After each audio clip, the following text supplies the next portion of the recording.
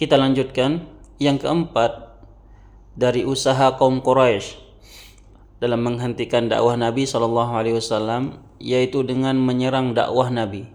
Mereka ingin membuat citra yang buruk terhadap Islam dengan mencari kesalahan agama Islam itu sendiri. Ya, mereka orang Quraisy tentu tidak akan mampu menggali kesalahan ajaran agama Islam tanpa meminta bantuan orang-orang Yahudi. Kenapa orang Yahudi? Karena hanya orang Yahudi yang memiliki ilmu tentang agama-agama terdahulu. Ya. Islam dan Yahudi memiliki kitab samawi, sama-sama memiliki kitab yang pernah diturunkan dari Allah dari langit. Oleh sebab itu disebutkan kitab samawi, sama langit. Orang Quraisy berpikir bahwa dakwah Nabi Muhammad SAW, dakwah Nabi memiliki banyak kemiripan dengan agama Yahudi, sehingga orang Quraisy berpikir pasti orang Yahudi memiliki sesuatu yang tidak kita miliki. Ya. Orang Yahudi pasti memiliki sesuatu yang tidak kita miliki, orang Quraisy. Ya, sehingga mereka meminta bantuan para ahli ilmu dari kaum Yahudi untuk membantu mereka dalam menjatuhkan Nabi Muhammad SAW yang dianggap musuh bersama. Ya, di mana agama Yahudi juga termasuk agama yang diserang oleh Nabi Muhammad. Sehingga kaum Quraisy merasa Nabi Muhammad adalah musuh kaum bersama, dianggap musuh bersama, yaitu musuhnya orang Quraisy dan musuhnya orang Yahudi gitu. Ya, jadi kaum Quraisy dipimpin oleh An-Nadhr bin Harith yang digelari syaitan Quraisy, syaitannya orang Quraisy, dibantu oleh Uqbah bin Abi Mu'ayth. Mereka berangkat ke Madinah untuk menemui pendeta Yahudi. Orang Yahudi, ya disclaimer dulu, kenapa ada orang Yahudi di Madinah ya? Jadi orang Yahudi datang dari Syam ke Madinah. Ya, mereka menunggu kedatangan Nabi terakhir sebagaimana yang ada dalam kitab-kitab mereka. Nabi dan ulama-ulama mereka telah menjelaskan secara detail tentang Nabi akhir zaman, sifatnya, ciri-cirinya, termasuk kota yang akan disinggahinya. Mereka pindah dari Syam dan menetap di Madinah karena mereka tahu ciri-ciri kota yang akan disinggahi oleh Nabi akhir zaman. Mereka juga tahu nama dan sifat Nabi akhir zaman. Tertulis dalam kitab mereka namanya Ahmad, beserta ciri-ciri fisik dan akhlaknya. Mereka yakin bahwa Nabi akhir zaman itu akan datang dari kaum Yahudi, sehingga mereka sering mengatakan saat mereka tertindas di Madinah, ya mereka kan kaum minoritas ya, kaum pendatang dari Syam. Ya, mereka saat terzolimi oleh orang Arab, orang Madinah, orang Yahudi berkata, awas tunggu pembalasan kami nanti saat Nabi terakhir kami telah muncul. Mereka selalu berharap akan mereka selalu berharap kedatangan Nabi, segera akan datang Nabi. Ya, mereka soalnya menunggu, telah menunggu lama. Ya. Namun setelah mereka tahu bahwa Nabi akhir zaman yang mereka tunggu itu adalah anak cucu Nabi Ismail dari Arab, dari anak cucu Ismail, bukan dari orang Yahudi, ya mereka menolaknya. Mereka padahal yakin dengan hakul yakin bahwa Nabi adalah Nabi yang mereka tunggu. Nabi Muhammad adalah Nabi yang mereka tunggu selama ini. Tetapi karena Nabi Muhammad bukanlah orang Yahudi, bukan keturunan Nabi Ya'qub bin Ishaq bin Ibrahim, mereka menolaknya. Oleh sebab itu mereka digelari al-maghdubi alaihim. Seperti dalam surah Al-Fatihah, ghairil maghdubi alaihim. Ya Allah, tunjukkanlah kami jalan orang-orang yang jalan ihdinas siratal mustaqim, tunjukkanlah jalan yang lurus. Siratal ladzina an'amta alaihim, jalan orang-orang yang Engkau beri nikmat, yaitu dari nabiyyin, as-siddiqin, syuhada, as-sholihin. Ghairil maghdubi alaihim, bukan jalannya orang Yahudi. Al-maghdubi alaihim, yang dimurkai. Jadi al-maghdubi alaihim, jalan orang-orang yang Engkau murkai. Yang dimaksud dengan orang-orang yang dimurkai adalah orang Yahudi, ya. Orang yang dimurkai oleh Allah. Kenapa? Apa sebabnya mereka dimurkai? Mereka dimurkai karena mereka memiliki ilmu tapi tidak beriman. Mereka tahu Nabi yang ditunggu-tunggu ada di depan mata, tapi mereka tidak beriman. Ya. Jadi itu sejarah kenapa ada orang Yahudi di Madinah. Jadi Yahudi itu berkembang di negeri Syam, Palestina, Syria, negeri Syam pokoknya dulu semua itu hanya Syam namanya semua. Palestina, Jordan, semua itu adalah negeri Syam, hanya satu dulu namanya negeri Syam saja. Belum terkotak-kotak menjadi sebuah negara. Jadi agama Yahudi, Nasrani itu berkembang di negeri Syam, sedangkan di Jazirah tidak ada agama. Hanya agama Nabi Ismail yang sudah ditinggal ajarannya karena tidak ada nabi setelah Nabi Ismail, ya. Jadi mereka setelah meninggalnya para nabi-nabi mereka selalu diceritakan, selalu diwasiatkan untuk mencari dan menunggu nabi akhir zaman, ya. Di kitab-kitab mereka pun dijelaskan ciri-ciri fisik, akhlak, dan hatta negeri yang akan disinggahi oleh nabi terakhir itu dijelaskan ciri-ciri negeri itu, ya, bebatuan, ada pohon korma, segala macam, sehingga mereka tahu persis. Sehingga itu mereka pindah ke Madinah, ya, karena tahu Madinah itu adalah kota yang akan didatangi oleh nabi akhir zaman nanti. Nah, begitu ceritanya, ya. Itu ceritanya kenapa ada orang Yahudi di Madinah. Dan kita kembali ke ceritanya tadi tuh. Kaum Quraisy berangkat menuju Madinah untuk meminta bantuan ke rahib-rahib Yahudi. Mereka menceritakan perihal sepak terjang seorang yang mengaku nabi namanya Muhammad. Ya, orang Quraisy juga menyebutkan beberapa contoh ayat Al-Qur'an yang diklaim oleh Muhammad sebagai kitab suci dari langit, ya. Baik, setelah para pendeta Yahudi itu mendengar pemaparan kaum Quraisy yang dipimpin oleh An-Nadhr bin Harith dan wakilnya Uqbah bin Abi Mu'ayth, orang Yahudi memberikan jawaban sekaligus kartu yang akan membuat Nabi Muhammad keok. Kartu apakah itu? Ya, pendeta Yahudi itu berkata, ajukan 3 pertanyaan ini kepada Muhammad.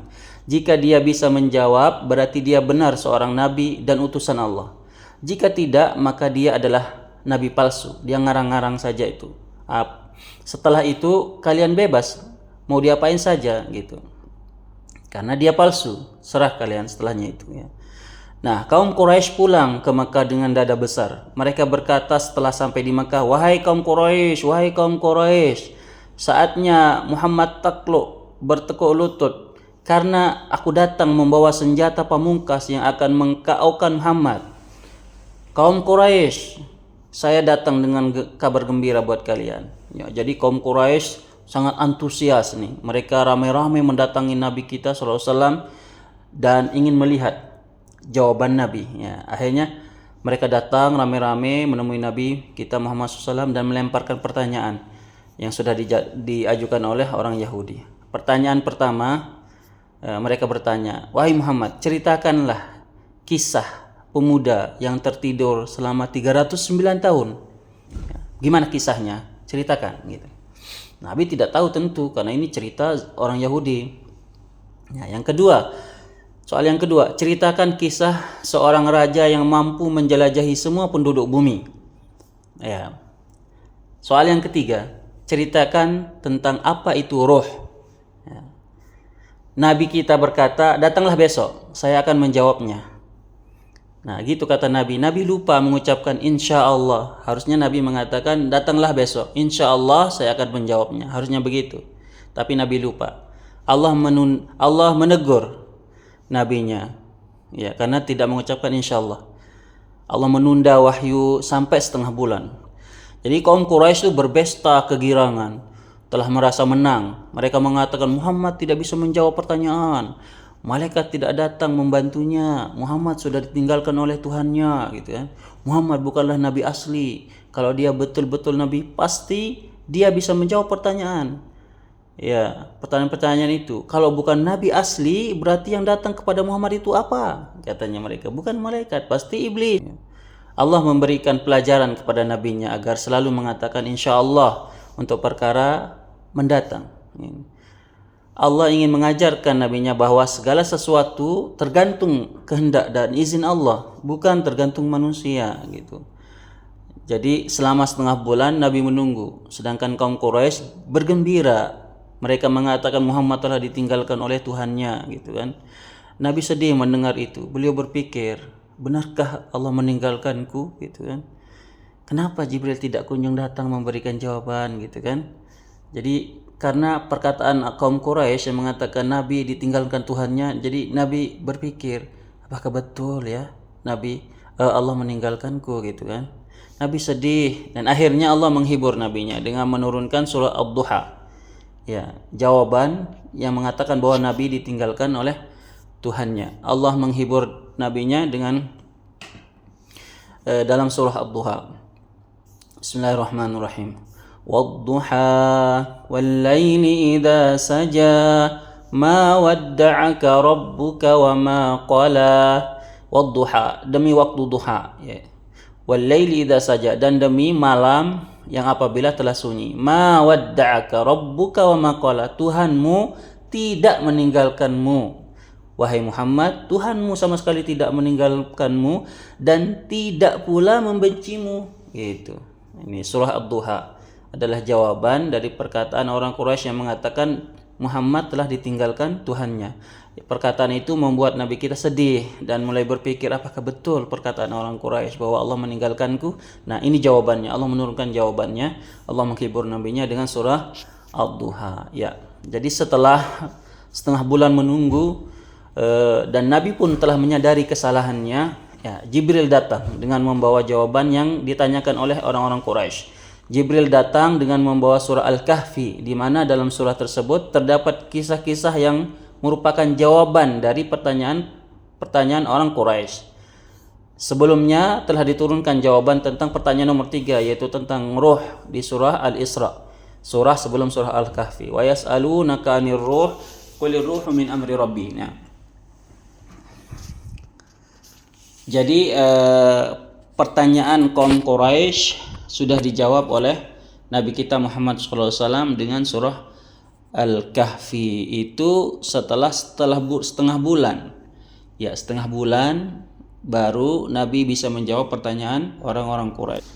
Nah, dengan datangnya jawaban ini, kaum Quraisy yang tadinya sudah senang selama setengah bulan, mereka merasa menang, sekarang mereka harus kecewa, gagal lagi seperti usaha-usaha sebelumnya. Ya. Jadi ada beberapa cara yang sudah mereka lakukan untuk menghentikan dakwah Nabi SAW. Ya. Yang pertama, mencaci maki, mengumpat, menghina Nabi SAW, seperti yang dilakukan oleh Abu Jahal, ya, yang pernah kita ceritakan.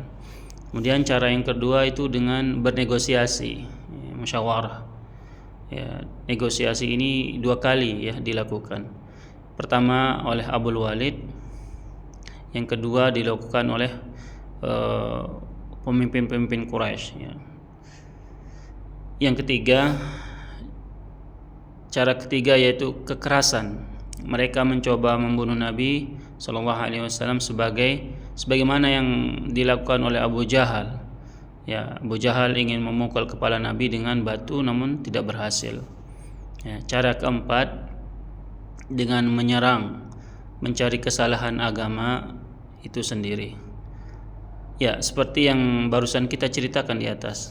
Ya, mereka minta bantuan ke orang-orang Yahudi untuk memberikan pertanyaan yang sulit yang tidak bisa dijawab oleh Nabi. Ya, kemudian yang kelima adalah dengan cara melarang orang-orang mendengar ayat Al-Quran.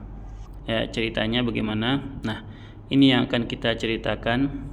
Dan sebelumnya cara ini adalah usaha terakhir mereka untuk menghentikan dakwah Nabi SAW sebelum mereka melakukan aksi penyiksaan terhadap kaum muslimin yang lemah dari golongan budak maupun bukan budak, yaitu kaum muslimin merdeka dari keluarga miskin dan kabilah-kabilah yang lemah. Ya, pada suatu malam Abu Jahal, Abu Sufyan dan Al-Akhnas mendatangi rumah Nabi SAW diam-diam. Tujuannya untuk mendengarkan ayat Al-Quran yang dibaca oleh Nabi SAW saat Nabi sedang sholat. Ketiga orang ini duduk di tempat yang terpisah, satu sama lain tidak terlihat. Mereka bertiga tidak saling mengetahui. Rencana ini semata-mata adalah rencana mereka masing-masing yang kebetulan bertepatan di malam itu. Mereka duduk mendengarkan ayat Al-Quran sampai fajar tiba, yaitu saatnya Nabi keluar menuju ke masjid. Mereka pergi agar tidak ketahuan. Mereka pergi sebelum Nabi keluar. Mereka pergi dan ternyata mereka bertiga bertemu di tengah jalan. Ya, mereka tahu telah melakukan hal yang sama. Mereka tahu telah melakukan hal yang sama dan mereka saling mencela. Mereka saling mencela perbuatan mereka. Abu Jahal mengatakan, perbuatan ini memalukan. Andai ada orang Quraisy melihat, mereka akan berpikir negatif dan akan mulai ragu dengan keyakinan nenek moyang kita. Karena kita ini adalah pemimpin mereka. Kalau mereka melihat kita, mereka akan mulai meragukan keyakinan kita. Gitu. Jangan kalian lakukan lagi, kata Abu Jahal. Tetapi malam kedua terjadi hal yang sama lagi, dan seperti biasa mereka saling mencela. Mereka bertemu di tengah jalan dan saling mencela. Malam ketiga terjadi lagi hal yang sama, dan akhirnya sebelum mereka berpisah mereka mengambil sumpah bahwa tidak akan lagi melakukan hal tersebut. Ya. Al-Akhnas mendatangi Abu Sufyan. Dia berkata, bagaimana pendapatmu tentang Al-Quran yang kita dengar pada malam itu?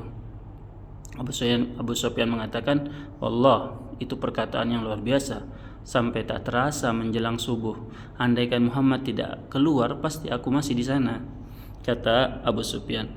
Kemudian Al-Akhnas mendatangi Abu Jahal, bertanya, bagaimana pendapatmu tentang Al-Quran yang kamu dengar pada malam itu? Kata Abu Sufyan, keluarga kami dan keluarga Muhammad dari dulu itu bersaing memperebutkan kedudukan, kehormatan, sampai-sampai keluargaku dan keluarga Muhammad itu tidak ada pemenangnya. Tapi sekarang mereka memiliki nabi sedangkan keluarga kami tidak. Artinya kami telah kalah. Oleh sebab itu dakwah Muhammad harus digagalkan bagaimanapun caranya. Kau wahai Al-Akhnas, kau tidak boleh lagi mendengarkan Al-Quran. Saya akan melarang semua orang untuk mendengarkan Al-Quran, kata Abu Jahal. Sebenarnya Abu Jahal mengakui kebenaran Al-Quran, kebenaran Nabi SAW. Dalam hati mereka sebenarnya mengakui Al-Quran adalah hak, datang dari Allah, tapi sesuatu telah menutup mata hati mereka. Abu Jahal mencoba cara untuk memadamkan cahaya Allah, yaitu ayat Al-Quran yang tersebar di mana-mana. Dia dengan kepintarannya, dengan mulutnya, retorika berbicaranya yang pintar, mencoba memelintirkan ayat Al-Quran. Sa'uslihi saqar, kelak aku akan memasukkan mereka ke dalam neraka Saqar. Ya, wa ma adraka ma Saqar, tahukah kamu apa neraka Saqar itu, dan seterusnya. Alaiha 19, di neraka Saqar itu ada 19 malaikat penjaga. Nah, ayat ini dipelintir oleh Abu Jahal, ya. Ayat ini dipelintir oleh Abu Jahal. Dia mengatakan, apakah kalian tidak mampu melawan penjaga neraka? Kalian kan banyak orang, sedangkan penjaga neraka cuma 19 orang. Ya, satu orang lawan 100, masa akan kalah 100 orang gitu kan? Begitu kata Abu Jahal. Dia berusaha menggunakan kepintarannya untuk menyelewengkan ayat Al-Quran agar orang-orang yang bodoh terpengaruh oleh retorika bahasanya. Ya, memang betul Abu Jahal orang yang pintar dan berpengaruh, sebab itu julukan dia adalah Abul Hakam sebelum dijuluki oleh Nabi dengan Abu Jahal. Nah, Abu Jahal mengatakan, apakah kalian takut 100 orang melawan satu penjaga neraka? Gitu kan. Nah, akhirnya Allah turunkan ayat untuk menjawab syubhat Abu Jahal. Ya, surah Al-Muddathir ayat yang sama Allah mengatakan, "Wa ma ja'alna ashaban nari illa malaika." Ya, Allah mengatakan itu penjaga neraka itu malaikat, bukan manusia, malaikat lain jenis. Ya, begitu. Dalam hadis mengatakan lebarnya pundaknya saja bagaikan perjalanan 1 bulan, kalau nggak salah 1 bulan atau 1 tahun ya. Intinya besar sekali malaikat itu. Yang kedua, bahwa malaikat yang 19 itu pemimpin-pemimpinnya saja, itu pemimpin-pemimpin neraka Saqar gitu. Belum lagi yang lain-lain di bawahnya masih banyak. Nah, jadi perkataan Abu Jahal yang mengatakan malaikat itu cuma 19, sedangkan kita kan banyak orang gitu kan. Nanti kalau kita masuk neraka, kita akan lawan penjaga neraka yang 19 itu gitu kan. 100.000 orang melawan satu penjaga, pasti akan kalah satu orang. Ujung-ujungnya kita akan keluar dari neraka nanti katanya. Kata Abu Jahal, dia mencoba memakai pikirannya, pakai logikanya. Tapi Allah jawab, "Wa ma ja'alna ashaban nari illa malaika." Itu malaikat, bukan manusia. Satu malaikat saja itu kan yang mencabut nyawa manusia, seluruh manusia itu cuma satu malaikat. Apalagi 19 malaikat gitu kan. Jadi akal-akalannya Abu Jahal aja seperti itu. Setelah dakwah Nabi SAW tersebar, banyak orang Islam masuk, kemudian tak terbendung lagi jumlah orang yang berbondong-bondong masuk Islam. Jadi banyak cara kaum-kaum kafir Quraisy, pemimpin-pemimpin Quraisy itu banyak yang telah dia lakukan untuk menghentikan dakwah Nabi, tapi tidak berhasil semua. Itu ya, 5 cara sudah kita sebutkan tadi di atas. Pertama dengan mencaci maki gitu kan, kemudian dengan bernegosiasi, kemudian dengan kekerasan ingin membunuh Nabi, kemudian dengan minta tolong orang Yahudi itu untuk mencari kelemahan agama Islam, kemudian dengan melarang orang-orang mendengarkan ayat Al-Quran itu. Jadi semua cara itu tidak berhasil. Mereka kalah, ya, tidak berhasil menghentikan dakwah Nabi SAW. Ya, dakwah terus berjalan, pemeluk baru Islam terus bertambah. Ya, mereka tidak memiliki cara lagi, tidak bisa membendung dakwah Nabi. Ya, akhirnya mereka sepakat untuk mengambil tindakan terakhir, yaitu menyiksa. Ya, mereka akan menyiksa budak-budak dan orang-orang lemah di kalangan Quraisy. Mereka memaksa orang-orang Islam yang sudah masuk Islam itu agar murtad. Ya, yang jadi orang-orang yang sudah masuk Islam itu dipaksa untuk keluar dari Islam. Ya, jadi terjadilah penyiksaan. Ya, yang nanti kita akan ceritakan bagaimana orang-orang seperti Bilal, Ammar bin Yasir itu diazab dan dipaksa untuk mengucapkan kata-kata kekufuran agar mereka keluar dari agama Islam.